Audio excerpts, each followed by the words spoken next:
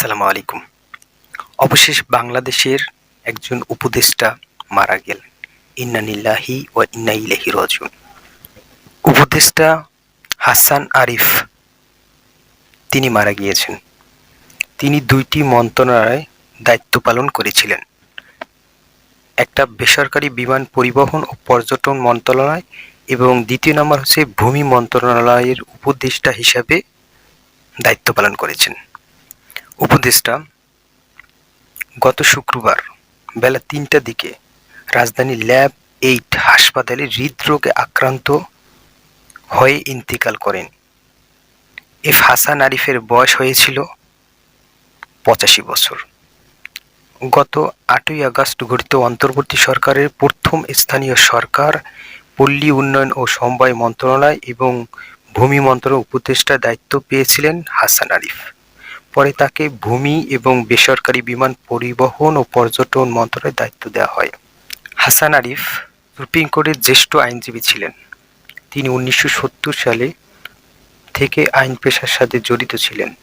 ২০০১ সালে অক্টোবর থেকে ২০০৫ সাল পর্যন্ত তিনি অ্যাটর্নি জেনারেল হিসেবে দায়িত্ব পালন করেন। ২০০৮ সালের জানুয়ারি থেকে ২০০৯ সাল জানুয়ারি পর্যন্ত তিনি ফখরুদ্দিন আমলের নেতৃত্বে তত্ত্বাবধায়ক সরকারের আইন বিভাগ, আইন, বিচার ও সংসদ বিষয়ক মন্ত্রণালয়, ভূমি এবং ধর্ম বিষয়ক মন্ত্রণালয়ের উপদেষ্টা ছিলেন। তিনি বিভিন্ন স্থানে দায়িত্ব পালন করেছেন। সড়ক ও জনগণ বিভাগ, চট্টগ্রাম বন্দর কর্তৃপক্ষ, মোংলা বন্দর কর্তৃপক্ষ, security and exchange commission, Bangladesh bank, Chattogram উন্নয়ন কর্তৃপক্ষ, চট্টগ্রাম স্টক এক্সচেঞ্জ, বিশ্ববিদ্যালয় মঞ্জুরি কমিশন এবং গ্রামীণ ফোন বাংলাদেশ লিমিটেডে। তিনি বর্তমানে ঢাকেশ্বর জাতীয় মন্দিরের কমপ্লেক্সের উপদেষ্টা ছিলেন। আজ শনিবার ২১শে ডিসেম্বর বেলা ১১টায় হাইকোর্ট প্রাঙ্গণে দ্বিতীয় জানাজা অনুষ্ঠিত হয়।